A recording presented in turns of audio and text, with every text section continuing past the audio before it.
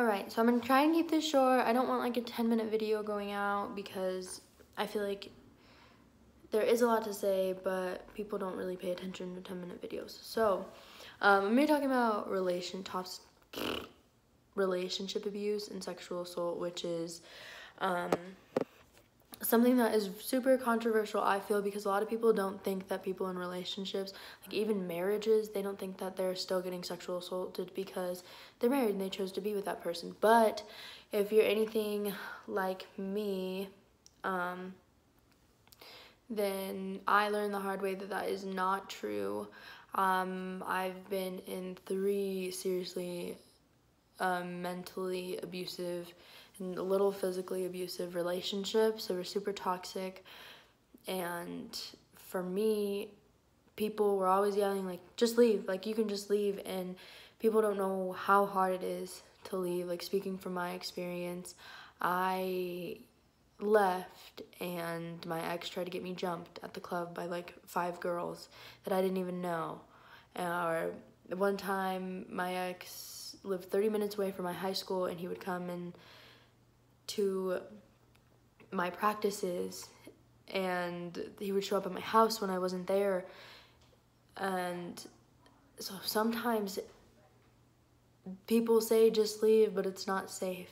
And the one thing they don't tell you is that the manipulation of it all is so incredibly bad, because these people will build themselves up to seem like the perfect person to everyone else, and then behind closed doors they are extremely violent, extremely angry, can't control themselves. And not only are they manipulating everyone around you to make them believe that they can never do something like that, they're manipulating you and with where are you going, what time are you back, why aren't you texting me, who are you going with, you can't hang out with this person, you can't do this, you can't wear this.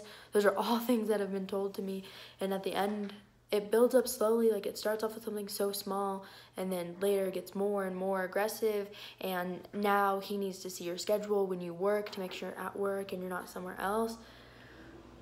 And you don't realize it because you're so enveloped in this person and trying to make them happy and trying to make the relationship work that you're almost blinded by what's going on around you. And you let them do it, and sometimes it doesn't end up like the stereotypical poster where she's like got her mouth covered and it's like, I'm sorry, I'll never do it again. Their manipulation comes in, you know you need me, like I'm the only one you can trust. All your friends are trying to persuade you to do the bad things, and I'm just trying to protect you, just to make you stay. Or they'll say things like, if you leave, I'm gonna kill myself. And that was a lot of the stuff that I went through. And when they tell you these things, like just to leave, they don't tell you the after effects, that the only person in the relationship that gets to leave is the person who did the hurting, because you get stuck with all the broken pieces that they made, and you get to sit there and pull yourself back together, and you have so many questions about, why did this happen to you, how do I fix it next time, how do I make sure that this doesn't happen again, when all that time, little by little, they were breaking down each piece of your self-esteem. And it makes it so incredibly hard to be with another person after that, because it's hard to trust. Like, how do I know this person isn't gonna hurt me? Or you're so angry that this person did to you and had that power over you that you never want to be with anyone over again. And for me, that's how I was. I went through both of those things, and then the way that I coped with it is I finally realized that if I hate all men, then they still win. No one gets to be with me, and that's what they wanted. They wanted me so enveloped in them, giving them all my attention. No one else can see me, no one else can look at me. They want to keep me controlled, as they like the power. And by me never wanting to date anybody again and hating love and hating relationships, I was just giving them more power by being alone. That's what they wanted. They belittle you so much to make you feel so alone, and you can't trust ever again.